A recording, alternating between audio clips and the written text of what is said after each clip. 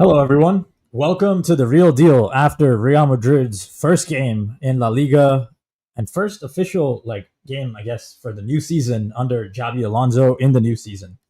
Loconte is here with me to break down the game. Loconte, how are you feeling? Well, pretty good with the result. We'll get into the performance in a bit. But yeah, pretty good. Pretty good, yeah. So going into the game, let's look at that starting lineup just off the bat.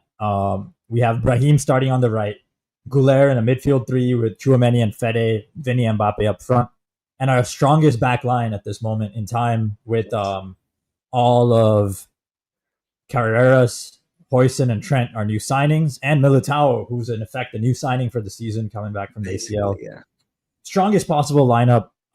But we get a very defensive first half. So, what'd you see there, first half under Alonso? Interesting, right? Because first of all, Osasuna just played unlike themselves, right? With the new coach and everything. Well, I do understand that. The focus is really on that first half with Madrid when it comes to the defensive side. What I didn't like at the beginning, or for the majority of the first half, was Militao wasn't pushing as high to have that number to get the midfielders push forward. Like that was like one of my pet peeves of the first half. You saw that change immediately in the second half, where we got the line of Hoyson and Militao relatively up. Playing against a very defensive team, it can be very hard, especially on your opening night. We spoke even on last night's show about the physical capacities of the team, the fact that tactically they're just not there yet. But for the most part, the first half felt very second stint of Zinedine Zidane, more like I want to control the ball, but I also want to control the field, and that's how it felt like. But just force them, and we're gonna figure it out as the game goes. This would be like my biggest take on the defensive side of things. Of course, the pressing, right? But not much can be said there because we weren't really put in a position where it was really going to come into fruition as much. So, yeah, for the most part, just first of all, that was a bit of control, don't let it become chaos, don't let them get out, and just control the pace of the game, control your opponent, control where the ball is going, and we should be good. That's how it felt like. Yeah, totally. Also, just for viewers on YouTube, Lacante, if you don't mind, your camera is freezing a bit. If you want to just turn your camera off while recording, it might be easier just because of how much it's freezing. But back to just to Okay. make it an easier viewing experience, you can just turn your camera off and stay on. But yeah, Yes. so back to the game. Basically, when we're looking at the game, it was just like the Zidane second spell. Very talented team, but I feel like it's a more talented attack. It's an attack that's got a lot of good profiles, but maybe the profiles don't fit together. So we saw like Vinny especially. I feel like he's just really learning of when to take risks, like he had to under Zidane.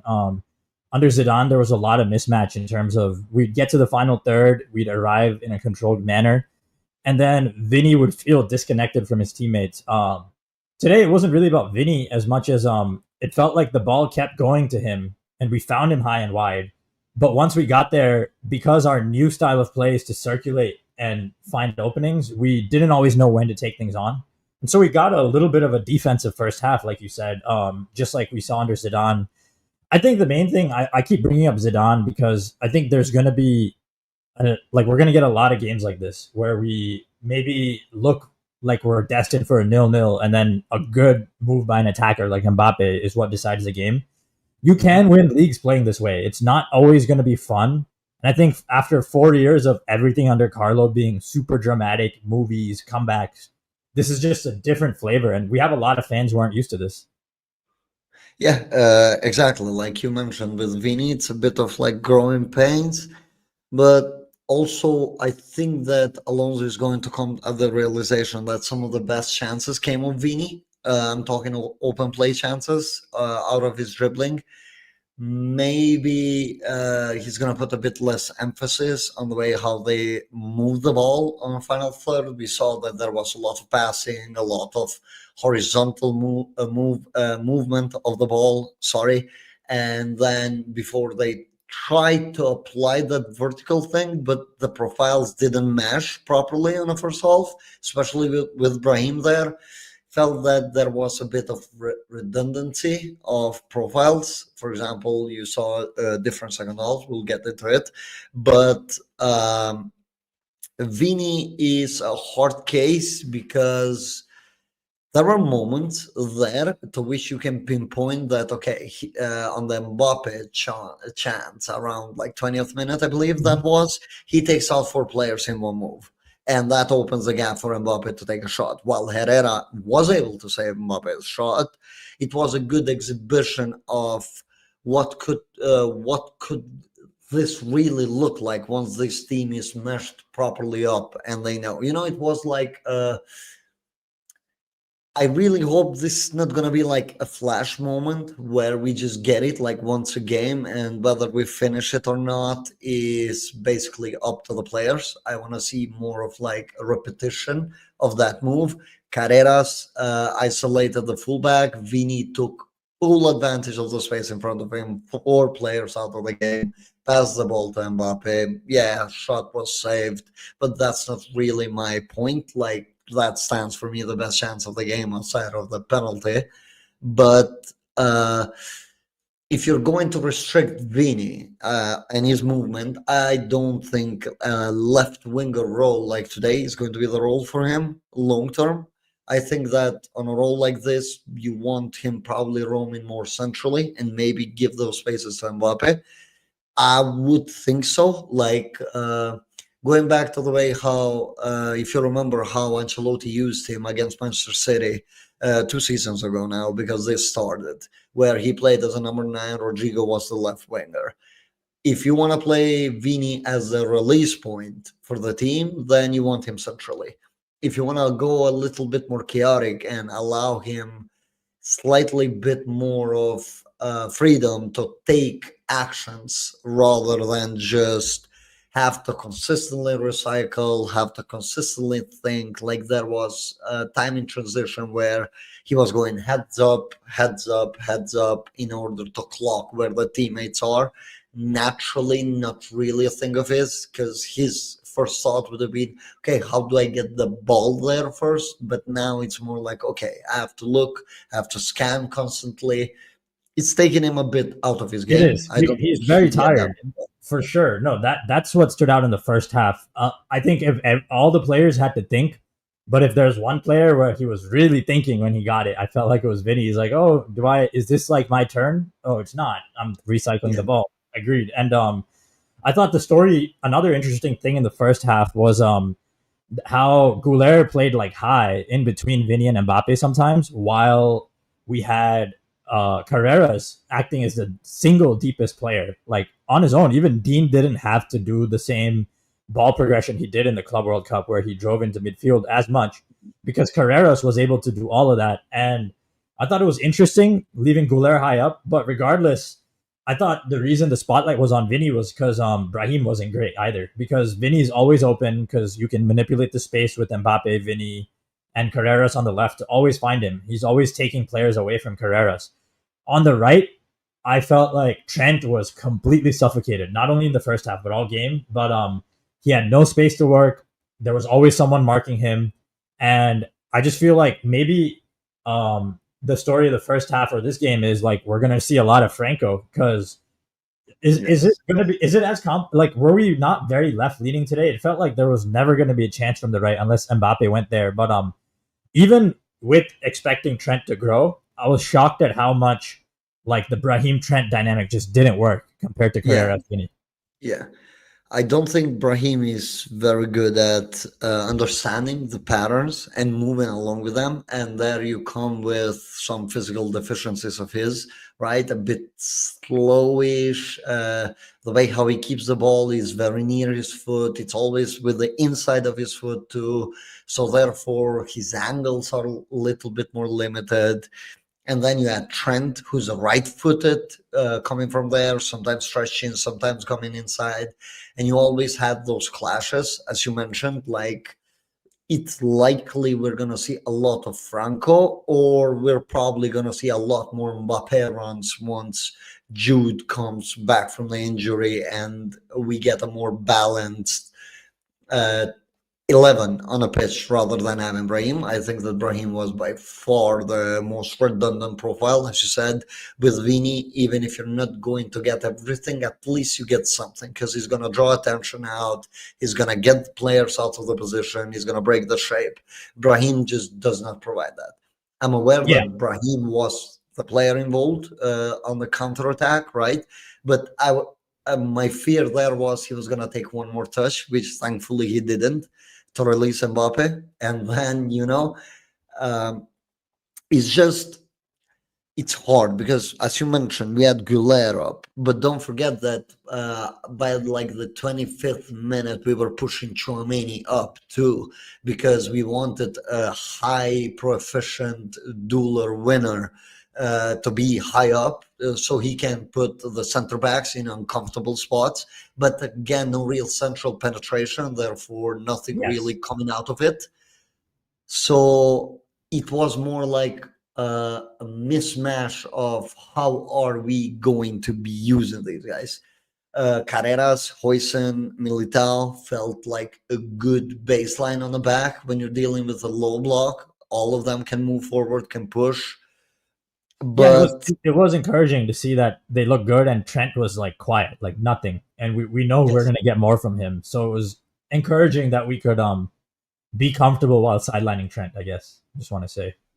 yeah, no, for sure, because Trent by I'm not sure who between him and Arda are the best creators on the team, but at this point it's between Trent and Arda, who are naturally the best creators or the players who can needle that pass at any Yeah. point, especially Trent with his first, because all what it takes for Trent is to receive the ball. If he sees a run, he's just going to pick that player. Like that was the case with Mo Salah. But as I said, I just don't see much more of Brahim with Franco here. We'll probably see a different setup on the weekend compared to today. But as for today, I didn't like the isolation of Trent. The moment when the help came of the right, he was taken off, of course, for physical reasons. You don't want Yeah. to burn out your players. And I thought for the most part, Alonso's subs were pretty good. They maintained the level of the team. Like, Well, before we get to the so subs, let's going back to the first half. Let's just going over the yeah, starters. Mbappe looking much lighter, way yes, better off the dribble. Amazing. And I think that is really encouraging just because the loss of weight. For the first time, I watched Mbappe and I felt more confident in his touch than Vinny's for the first time in over a year, maybe in my like yes, in a while. Yeah. So that was super rare and super interesting. But at the same time, with the whole Brahim Trent dynamic, like, are we trying to cross it to Mbappe? I thought that I don't know if Alonso coached it out of the team. I don't know if the team agreed we're still going to try it once in a while, but that felt a little like we're out of ideas here. And I get it because I think the team in the first half was trying to execute Alonso's ideas, and I thought what was encouraging was that they didn't revert even when things weren't working. They stayed patient, and yes. as they stayed patient, I thought the main thing that didn't make sense to me was crossing to Mbappe. I don't see us winning La Liga without giving Gonzalo Garcia. I think he needs to like be a part of 15 wins or so, like 15 matches that we win. I think he might be part of the decisive sequences or spells. Even just Yes. seeing once he came on, like I loved Mbappe's touches, but what do you think of his positioning? Like about him dropping behind the back line and then we're advancing Chouameni and stuff. Like there was a sequence when even after the goal, where he's just exchanging passes with Chouameni on the right side of the midfield, but Yes. there's not enough intent to it. Like some people are saying there wasn't intent to our team's passing. I thought as a team we were trying to control the game, But Yes. Kylian, sometimes I was a little confused. It felt like a Benzema cosplay that didn't come off. Yeah, exactly. Like you nailed it. It felt like he's trying to do a Benzema, right? Coming deep, trying to connect all the dots. But it's growing pains, of course, with him. Like as you said, the touch looking a lot smoother just helps things out. Some of the fans, I guess, even on Twitter, need to come to the acceptance that Mbappe is not going to be your box number nine. He's not going to stay on the box. He doesn't like to isolate the center backs. He might do it once in a while. Like on the episode with Sarboni, we spoke about how Lucho used him against Barcelona, trying to isolate the center backs. He did it. He might do it like in a game or two, but across a league campaign, you're just not going to get that. Mbappe wants to stay hot. He wants to stay engaged. He wants to get the ball. As you said, some of the sequences might not even make sense, but that's because on his brain, he wants the ball, right? He wants to feel the ball, but at the same time, he has the clash of, okay, so we are coached here. I have to do a certain pass. So sometimes he just makes a pass for the sake of it or drops for the sake of it, even though he's clogging the space, maybe. Uh, Mbappe, for the most part, was really good. It's hard to pick here, like who was the best player, worst player. I guess for the worst, we can have a contention, but for the best, it's pretty hard. And for your point where you said that the team passing, they didn't know what they were doing.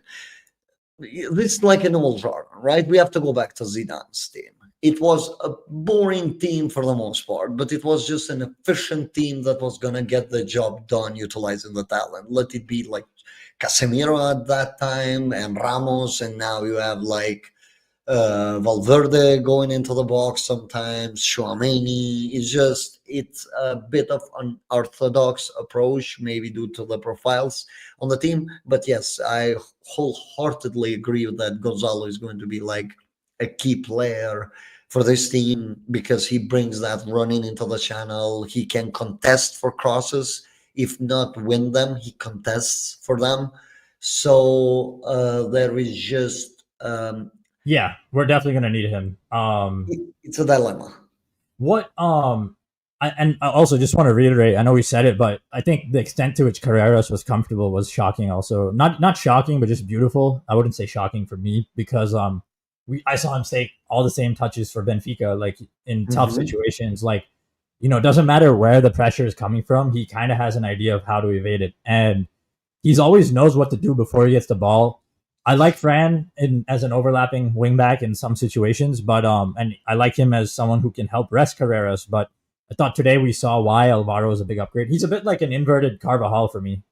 Yes, that's what Yeah, I was gonna say. He's like a Carvajal, with lacking a little bit of Carvajal's physical proficiency, I guess, throughout his career, right? yeah, But yeah. Carreras is pretty good. I think that you can also make a case that you can get both Carreras and Fran on the team, with Carreras more of like a left center Left back, back type of role. If you want to rest Huijsen and you don't Asensio. trust Alaba to do that role. You can slot in Carreras. Yes, that requires a three at back, which might look a bit awkward at times, but you can do it. Yeah, Uh, I had this question. What did you think? There was a sequence quite early. It was like 15th minute or something, where Huijsen spreads the ball to Trent and Trent just slows it down. And both of their body shapes look like Kroos and Modric. The way how Trent puts it down looks like Modric, like calm, composed, takes a step back because he just doesn't see there is enough space, while Huijsen is just constantly recycling. I, I had that nostalgia feel when I saw that. yeah. I also got a little, maybe just me, but a little Ramos Carvajal like with Carreras, Hoyson too. But yes, I feel that. I do. I feel it more with Cruz. I didn't notice it as much from Trent, but I do feel you. I've noticed the Trent Modric comparisons. But on the other side, I feel like with Carreras, I felt like I saw Cruz picking up the ball, like he was standing in the same spot. There was no Mendy next to him since he's the left back. But I do feel that. I feel like we have some really good talent here, and it's nice. It's nice seeing that, and also just the XG which I had displayed. We conceded almost nothing. I think that was fun. Yeah, it's nice to watch a game that's not so stressful. That also reminds me of Zidane, where maybe there were three different paradigm shifts during the same game, not 70, Mhm. and the game you started with, you would evolve, but you would still get an evolution of the game. Whereas under Carlo, you would start with one game and then you would end with a different game and a different timeline. You wouldn't understand how you got to the end result, but somehow you're there. And everything felt more relaxing. Obviously, there are going to be moments like when you lose, it's not as fun, and if you lose as a favorite or even as the underdog, you don't have as many ways to shake things up and make it a Yes. movie. But I just like knowing that hey Vinny, you don't get to take your man on every time, but as a fan base, as a coach, we don't have to worry about how many chances we're going to concede. I know Budimir had that late almost opportunity, and I'm sure Alonso was really scared when that was going on. But besides that, just the defense was rock solid, top to bottom. Also, just an interesting thing because it's been coming up before the game. Someone was talking to me about it too. Rodrygo's absence, I think, also spoke a lot of volume. Like maybe now there's a world where he's absent because he essentially, like maybe Alonso's waiting to see Yeah, until like he's political absence rather than quality absence. Could be yeah. that. So like maybe he knows the bid is ongoing, and we know that Arsenal and Man City, like if they are gonna get him, it's something that's developing in real time. It's still they need to get rid of players, Yeah. so we know that, and but at the same time, like if you could use him, if he's really that good, like where he fits your system, I feel like you can play him even when he's thinking about leaving, and it's fine. And I feel like it's almost a good example of how fragile the situation is that he doesn't even get minutes. Yes. It feels I indicative mean, of how little he might. I feel like it's more likely he doesn't trust him. I don't want to offend anybody, but before the moment when Alonso stepped, I said that Rodrigo is just not his player, right? Just not doesn't feel any of the tangibles to make him. That's why I went like, if you can sell Rodrigo early, get Nico Williams. That train has passed now, but that should have been like the obvious move, a channel runner. So today we wouldn't have had to deal with the headaches that we dealt on the first half, right?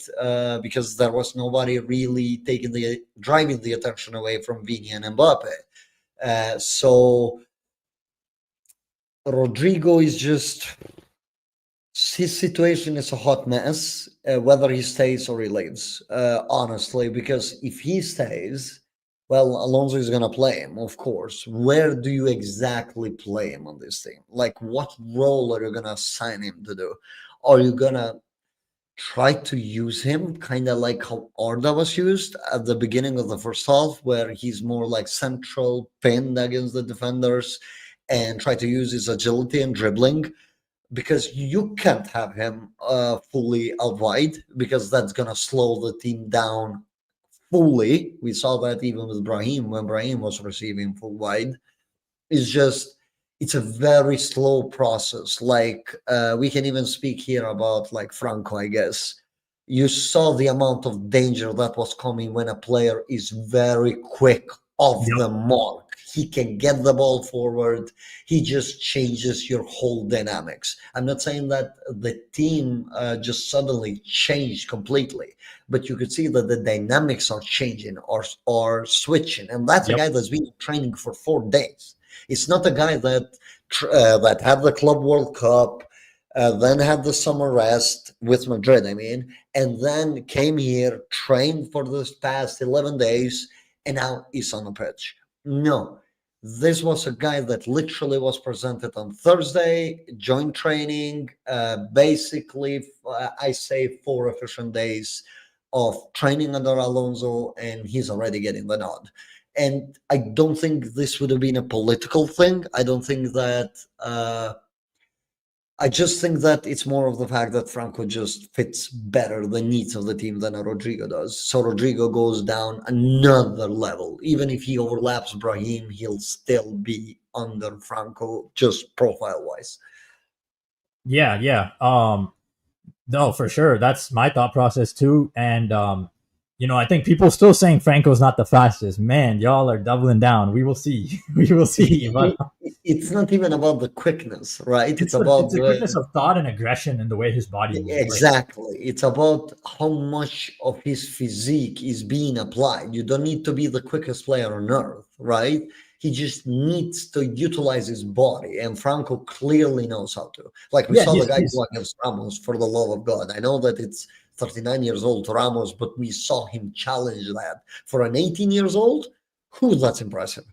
yeah, and you definitely feel like he can, like with Rodrygo, even on the left in this Vinny role, and you guys can see here Vinny and Mbappe. Mark our stats, amazing visuals.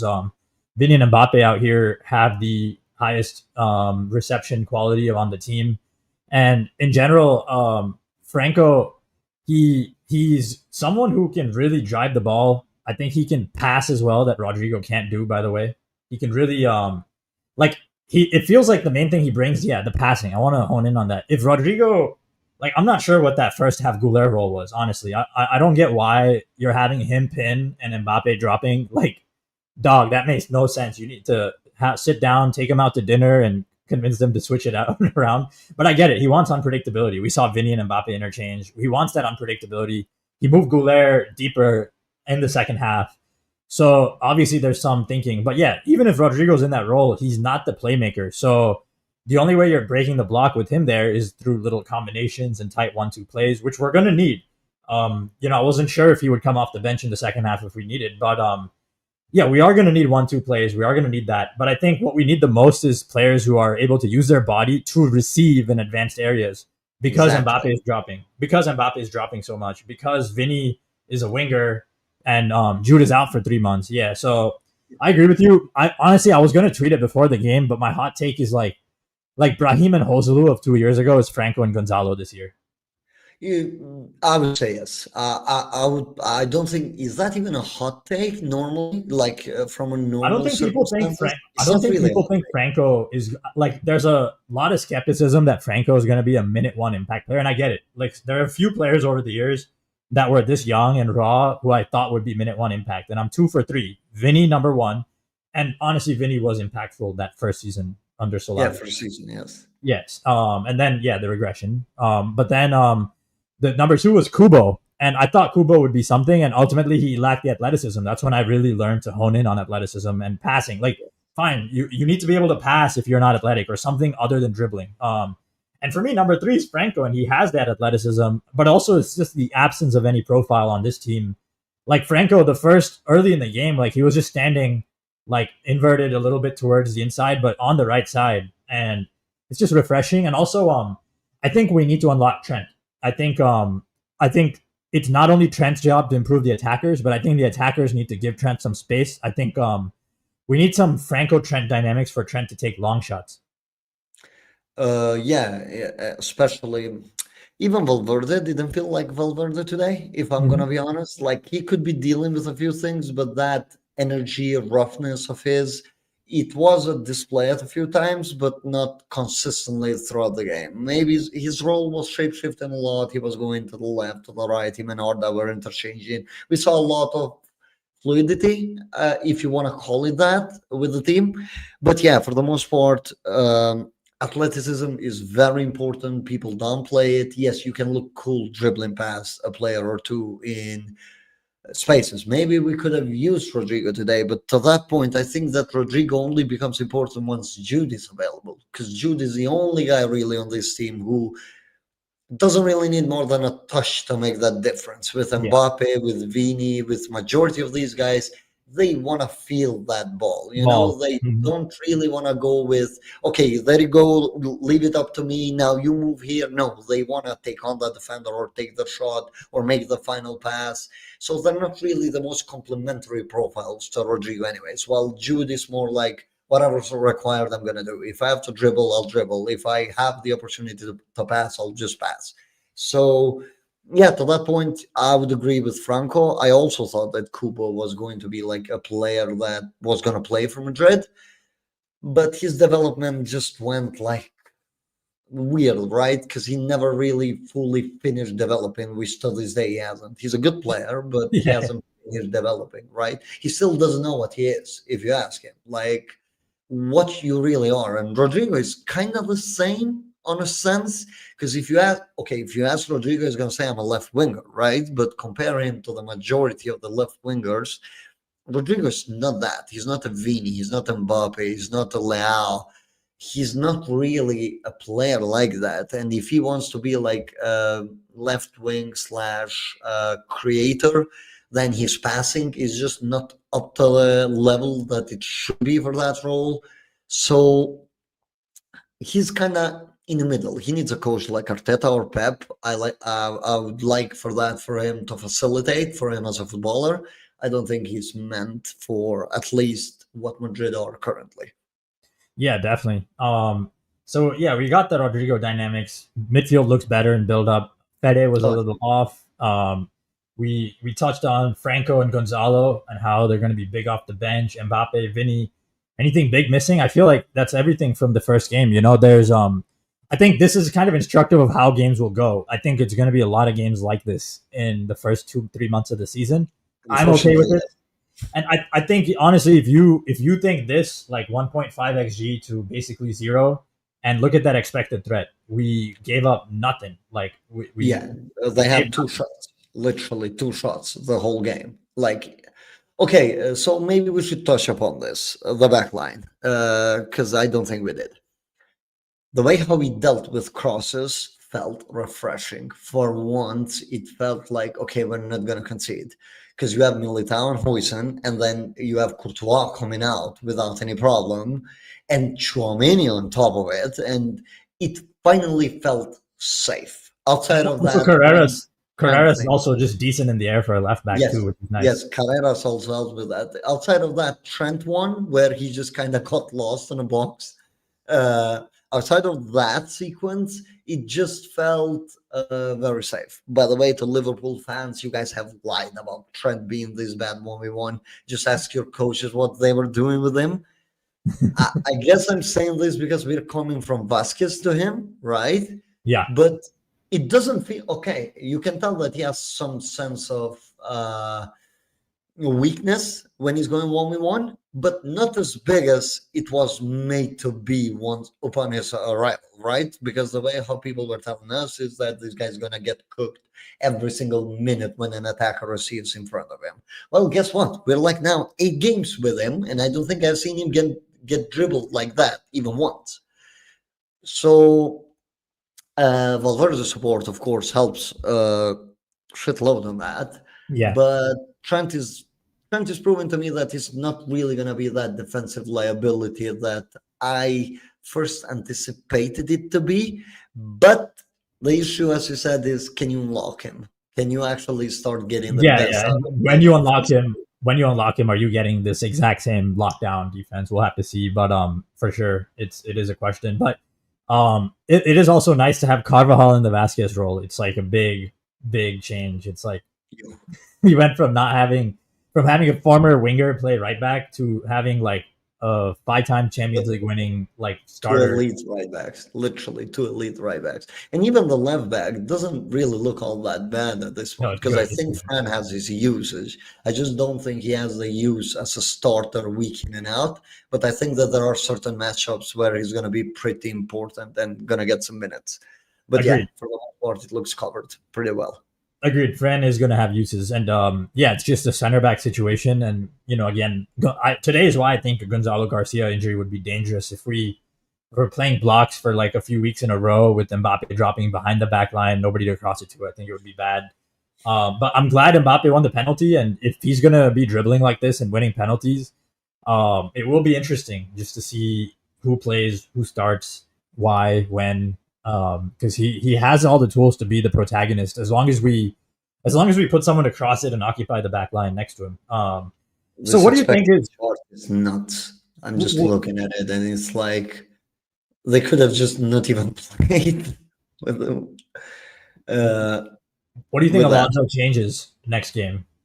I don't think we play Oviedo next game, so that's gonna be probably another low block type of team. So I think Franco gets his start, or Gonzalo Garcia.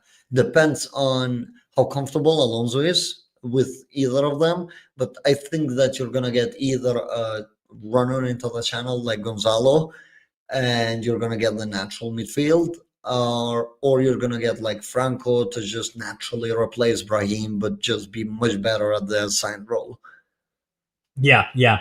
I'm excited when we get there because today, without the outlet of a box guy to cross it to, I was almost like, if I were a player, I would have been a little frustrated in the first half, like because they were trying things, but they weren't coordinated, but they were trying really hard to be restrained and not dribble or like do something outside the system. They were trying to force it through the middle again and again and again, the way Alonso instructed. So, as a player, if that's what's happening, I I would personally start reverting. I would have been like, just go along to Vinny, have him take on three guys, but they didn't.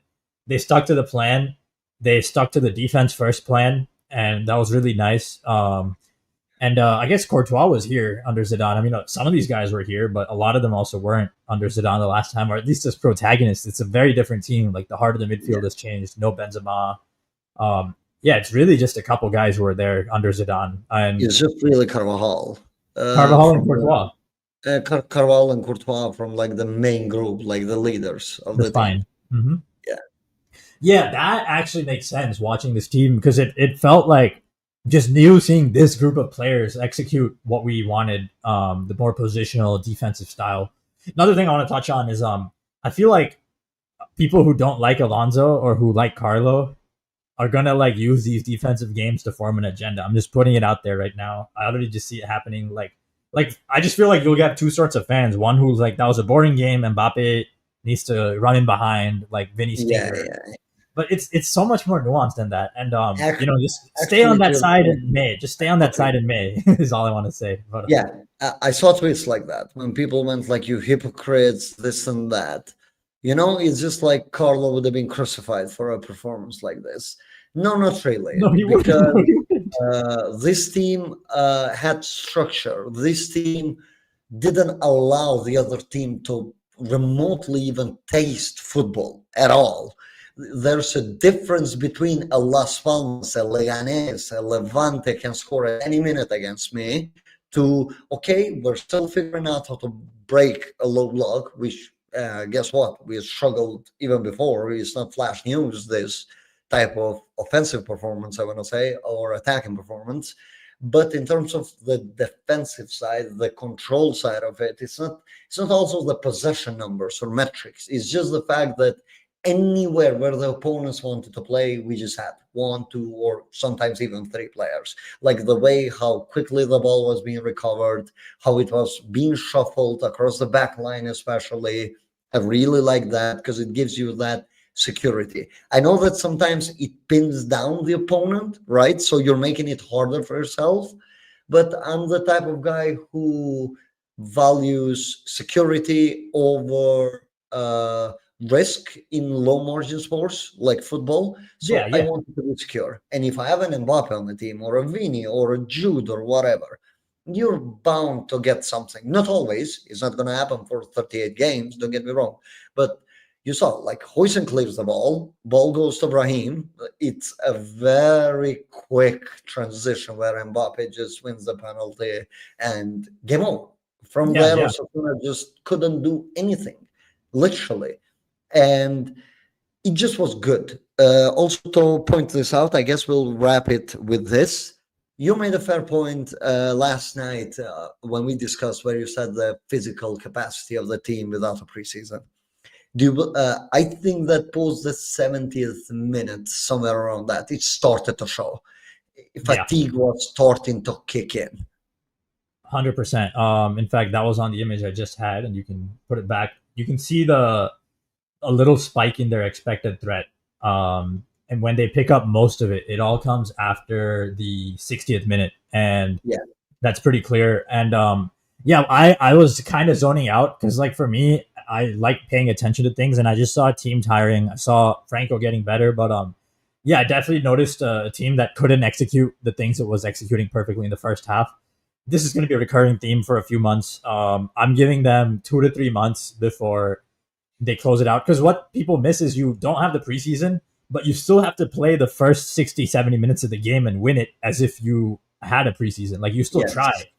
And so the end of games is what suffers in that context because you can't just go and start games cruising, and it doesn't fit into Alonso's style where we want to control games start to finish. So you can't start the game with your foot off the gas pedal. You have to put it from minute one. And yeah, I felt that in the last 20 minutes. I'm giving that a few months. And on that note, someone asked, how many games are you giving Vinny then?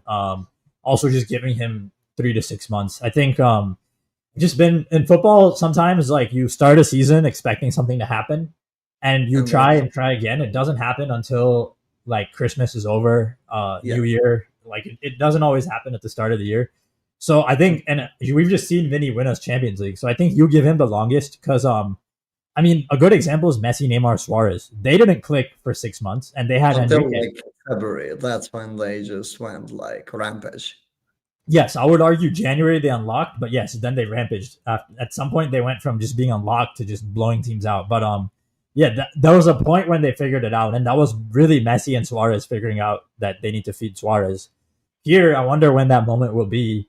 And it may not be as clear and obvious. We may not have that front three that starts every minute. We'll need Gonzalo Garcias and Franco's, and there will be moments when maybe Mbappe and Vinny aren't the primary protagonists. So Yeah.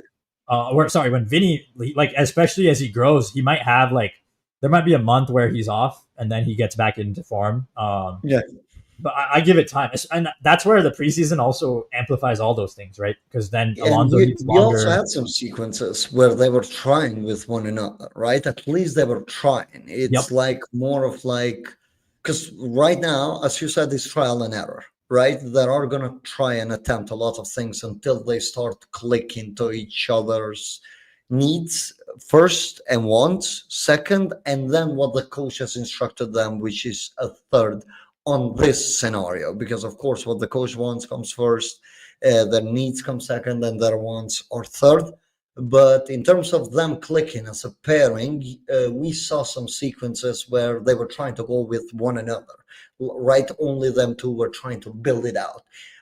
Not always worked, but for as long as you've seen them put in the work and trying to and are improving upon this, because I think we're going to judge this on month-to-month basis. Like every 7 games or so, you need to start at least seeing some adjustments Yeah. being Yeah. done. Yeah. For sure. Yeah. I mean, if something doesn't work a few times, you see it. And that's where it's a long season. Like over the weekend, we probably see Gonzalo out there or something different. And also in the map, yeah, you can see Brahim and Trent are like in the same area in the pass map. I thought it was just too flat on that right side, and you can see it Yeah, there. it is too flat because look at the left and how much more fluid it is Yeah. compared to the right side. So Yep. yeah, and there you can see like my issue, which was with Militao, right? Yes, I'm aware that Alonso likes to use one of the center backs a little bit deeper. I don't think this was one of the games to do that. I Okay. thought that the danger was mitigated pretty well high up for Militao to at least join up a bit more, like Hoyson was doing. Because whenever Hoyson pushed, you saw that there was a bit more space to work with for the guys higher up because he's attracting a player by design. So yeah, Yes. And on that note, last thing, I think the main thing to look out for, obviously the Vinny Mbappe Gonzalo dynamic is a big one. The right side with Trent, but also the midfield dynamic of like we feel like the midfield controlled the game, but they couldn't break through. And I think how much do they get better at breaking through? Like Chouameni, Fede, Goulart, Militao, Hoyson in the central areas, those diagonal internal inside passes where one guy's running is a decoy and is leaving it open for Mbappe or someone behind him. When do they start actually getting those to come off? Because today we pretty much did everything right, but we couldn't play through. So, and two, I guess what I'm curious to see is like how Alonso develops the players. Like which ones are the ones who have the quick feet and touches to get us through and start thinking faster. We might discover that one or two of them don't have the speed of thought, especially like Fede when he's not fully healthy. His touch slows down, wouldn't you say? yes. Like I said, Fede just didn't feel like it's Fede out there today. I thought that the role he was assigned is pretty good for him, but just there is like clearly something physical lingering with him, which is very normal. We are running the guy to the ground. And today was actually one of the games where I felt like, gosh, Kamavinga would have been so good here because some of the progressive carries, there Yeah. was whenever Budimir and one of their attackers, I'm putting it on quotation since my camera is off, were double pressing the midfielders, especially Chouameni. We had segments where we had to go an extra pass. While with Camavinga, you would have seen him just slide through the middle of both of them and just accelerate it.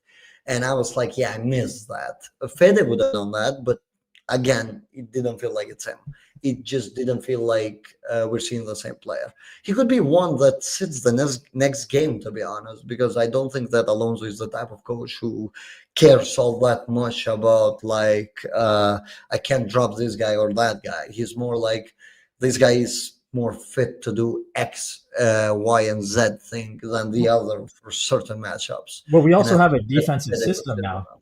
Well, we also have a system now where we can bench our best defenders and we won't fall apart. Like this lineup gets ripped under Carlo. Like yes, it doesn't work. this lineup is just not able to handle it under Carlo. That's for Yeah.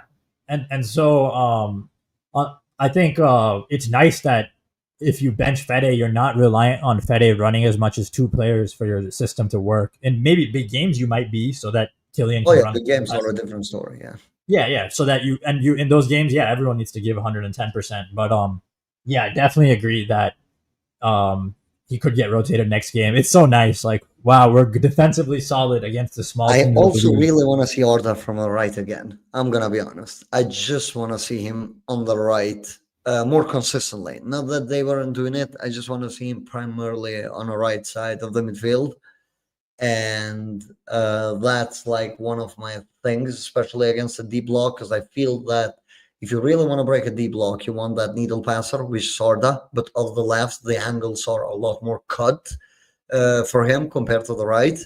So I want to see Arda on the right, or if we don't get that, at the bare minimum, somebody like Franco who's gonna cut inside, just give us a little bit more variation, or maybe stretch the pitch and Trent can come in, take that space. I just want to see a bit of variation, which we didn't get to see today. Yeah, I'm excited to see more from Trent and more from the right hand side for sure. And yeah, I was, again, as I said earlier, I was kind of just weirded out by the Arda role, like why he was pinning. I get why, like I get it. Ultimately, you're trying to play through the left. You have him pin and then be part of the secondary sequence. But some people were pointing out, interestingly, he's just probably more creative than Carreras in deeper areas. You probably want Carreras overlapping. But then he probably had Carreras inverting and sitting deeper for rest defense and having Goulet higher up because Carreras can win the duel in transition. It's a whole thing. There's so much nuance. Go there, yeah. Yeah, there's a lot of nuance in football. We don't need to go over all of it, but just giving you an idea of the different things we see and notice and we're paying attention to going forward. So next big game is Oviedo. We will do our best to try and get out a show up maybe on Friday, but if we don't, we will definitely be back for the Oviedo post game. We will have you covered for all post-game shows this season. As long as Loconte's Wi-Fi guy comes back and fix it, he'll also have his camera up. But, yeah, I mean, hey, it's not frozen right now, which is nice. But so yeah, where are you planning on covering Real Madrid all season and covering every single post-game show? And yes, he's frozen again. That's why we had that happen. But so we'll be back. Loconte, you'll be back on Sunday. Yes. We're back on Sunday for the post-game show of Real Oviedo. Well, be prepared for another low block. I'm telling you right now. So let's see how it goes. Yeah. Yes, and pay close attention to the transfers. Nothing's over till it's over. I don't think we're getting. It feels weird that Liverpool haven't signed a center back if they're going to get Konate leave or whatever. But you never know. So and there's still movement on the Rodrygo front. So lots of news, lots of things going on. It's that early phase of the season where we settle into our final squad. Transfer window hasn't closed. But glad to have you all back on the show. I know the off season is not as popular a time for people to listen to these Real Madrid shows. So thank you. Please tell your friends. Please tell people we're doing this purely for fun right now. So all the support you can do helps.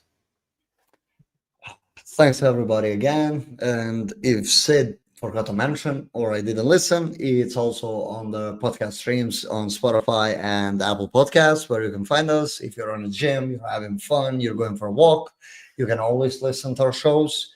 So yeah, thanks everybody for their support. So we'll see you guys on Sunday.